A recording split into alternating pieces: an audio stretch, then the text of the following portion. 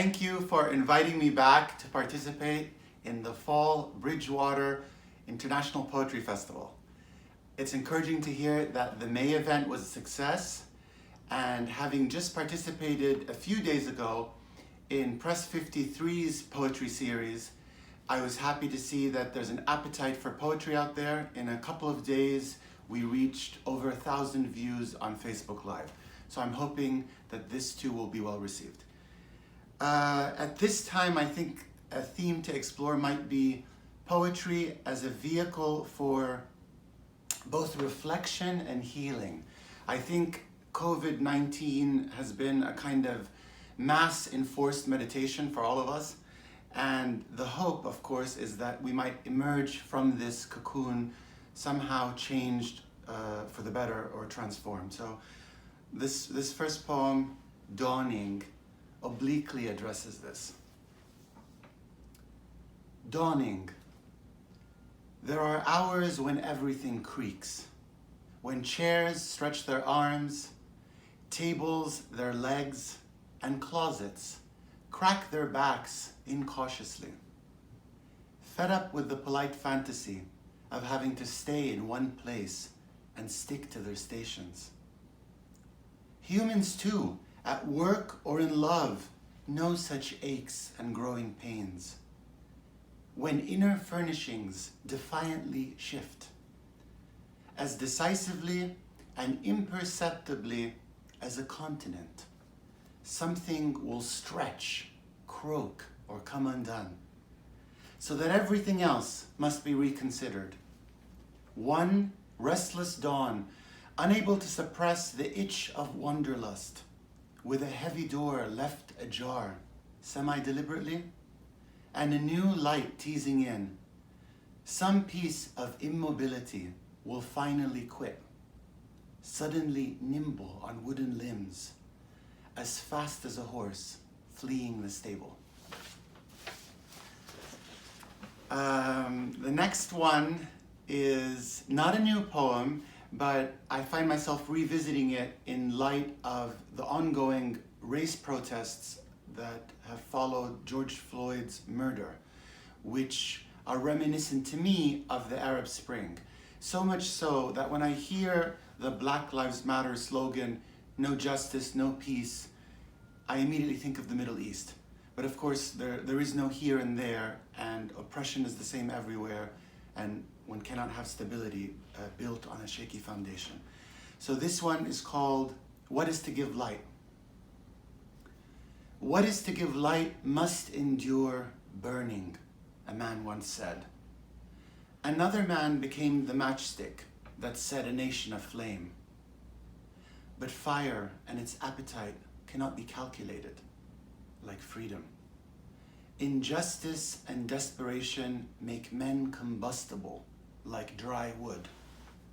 When words lose their meaning and an entire people their voice, so they can neither laugh nor scream, death and life begin to taste the same.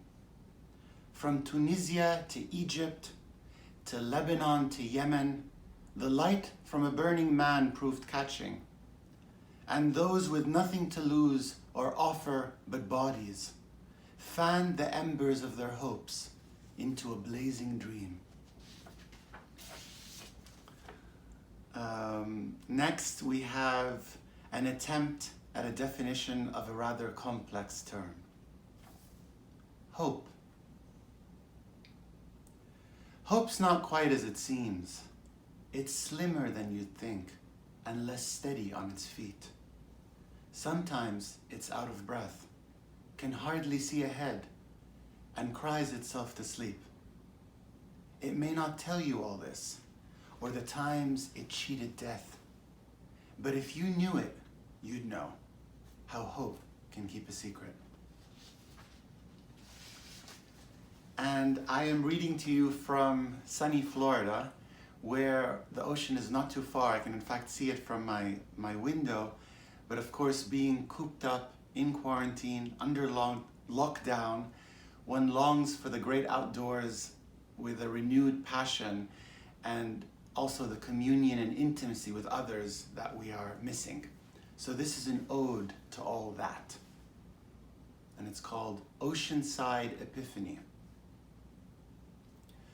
Stepping outside, it's not precisely sun we're after, or the illusion of perfect stillness, but something else that has to do with a distant riot of children at play.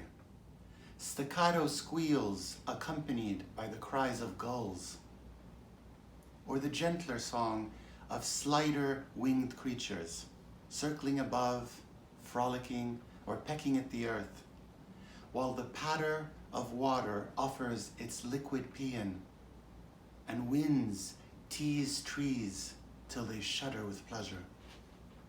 This is the quiet pageant we long to be part of, setting aside our book or papers to vaguely register ourselves, easing into the pattern, our breath deepening, and our heart slow beating in unison with other things.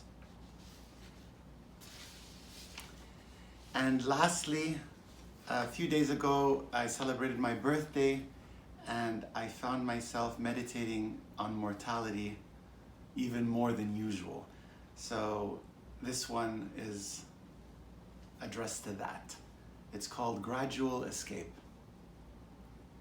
In the mirror, old age is peering through.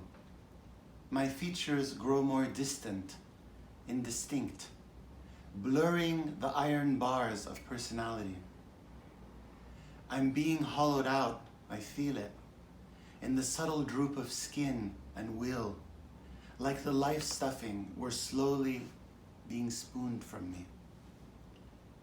My mind too is being emptied of needless concerns, such as who's in charge, traveling lighter, demanding less. One day, I'll finally slip out this loosening body bag, simply sling it over the shoulder of my sturdy spirit. Thank you, and may poetry guide the way.